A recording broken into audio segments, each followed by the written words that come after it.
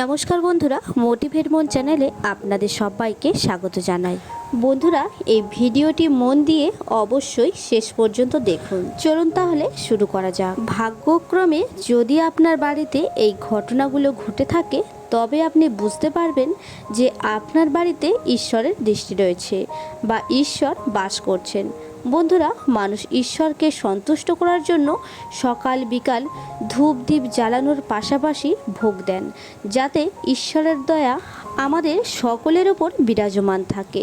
যখন আপনি পুজো পাঠ করেন, তখন ঈশ্বর আপনার বাড়িতে বিরাজ করেন, তা তিনি সরাসরি হোক বা পরোক্ষভাবে।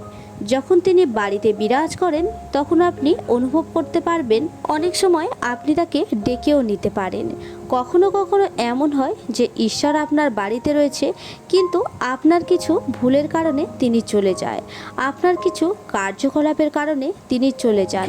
কারণ প্রায় মানুষ এই ভুলগুলো করে যে তারা কখনো পুজো পাঠ করে এবং হঠাৎ করে ছেড়ে দেয়, তারপর কয়েকদিন পর আবারও পুজো শুরু করে এবং পুনরায় ত্যাগ করে।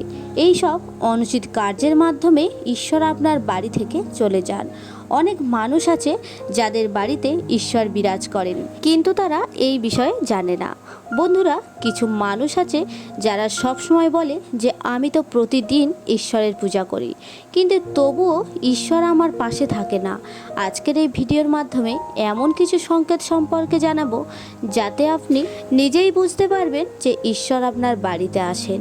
বন্ধুরা, ভিডিওটি শুরু করার আগে আপনারা যারা নতুন, তারা অবশ্যই চ্যানেলটিকে সাবস্ক্রাইব করে পাশের বেল আইকনটি অন করে দেবেন, এরকম নিত্য নতুন ভিডিওর নোটিফিকেশান সবার আগে পাওয়ার জন্য। এবং ভিডিওটি ভালো লাগলে অবশ্যই একটি লাইক করবেন। তাহলে চলুন দেরি না করে শুরু করা যাক। প্রথমত বন্ধুরা, যখন আপনি ঘুমাচ্ছেন এবং ব্রহ্ম মুহূর্তে ঘুম থেকে জেগে যাচ্ছেন, যদি আপনার ঘুম এই সময়ে ভেঙে যায় এবং ব্রাহ্ম মুহূর্তে যদি আপনি এমন কোনো স্বপ্ন দেখেন, যেমন মন্দিরে আপনি পুজো করছেন বা মন্ত্র পাঠ করছেন, তাহলে এই ধরনের স্বপ্নগুলি ঈশ্বরের উপস্থিতির সংকেত এবং আপনার ভালো সময় আগমনের বার্তা দেয়। এছাড়া এই স্বপ্নগুলির মাধ্যমে ভগবান সংকেত দেন তিনি আপনার বাড়িতে বাস করেন। দ্বিতীয়ত বন্ধুরা, যদি আপনি ব্রাহ্ম মুহূর্তে শাঁখের শব্দ ও মন্ত্রের আওয়াজ শোনেন বা কেউ আপনাকে রাধে রাধে বলছে এমন শব্দ শোনেন, তাহলে এর অর্থ হলো ঈশ্বর আপনার বাড়িতে আছেন এবং আপনার ভালো সময় আসতে চলেছে।